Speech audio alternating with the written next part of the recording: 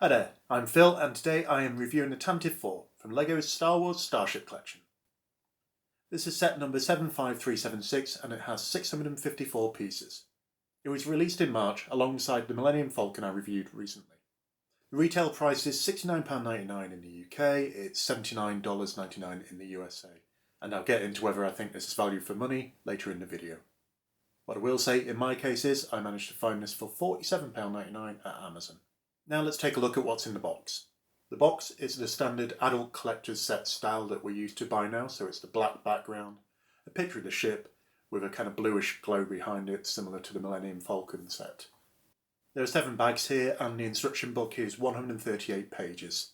As is usual for the LEGO Starship Collection, it has some information on the design of the LEGO set itself, and then it goes into some history of the ship from the films. There are a couple of Easter eggs in this one, same as there have been in the other Starship set, but I'll go into those later. Unfortunately there are stickers in this set. I'd avoided those in the other Starship set, but it looks like unfortunately they had to resort to them in this case.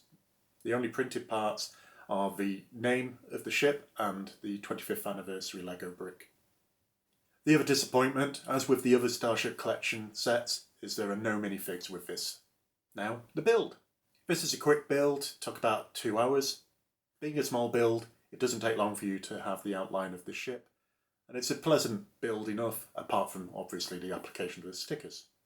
Across the Starship Collection I've been impressed with how the designers have managed to represent really small details on these ships at this scale, and that's no difference here, with the weapons, the engines, all represented really well.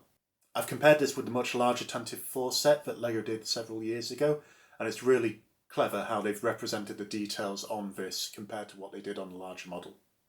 As is common for the Starship Collection, and I mentioned earlier, there are Easter eggs in this set, which I'll go into now.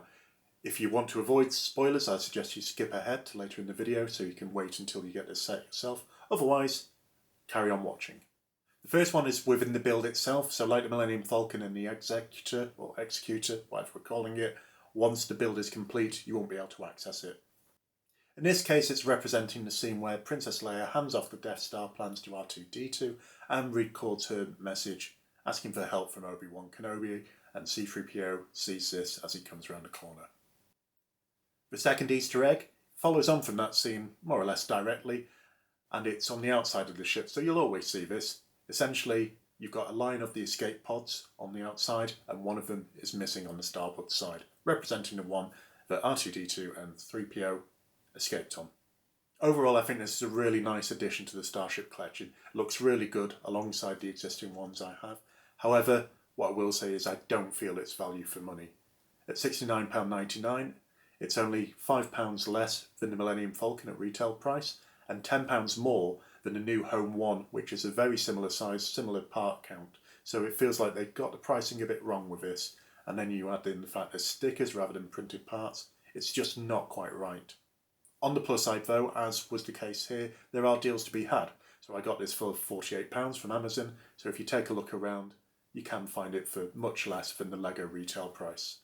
I will also say it's rumoured that this set will be retired this year, so if you are keen to pick it up, take a look for a deal and do so before it's gone. If you found this review helpful, you can check out my other reviews on my channel, or you can subscribe to see my future ones. Thanks for watching, and bye bye.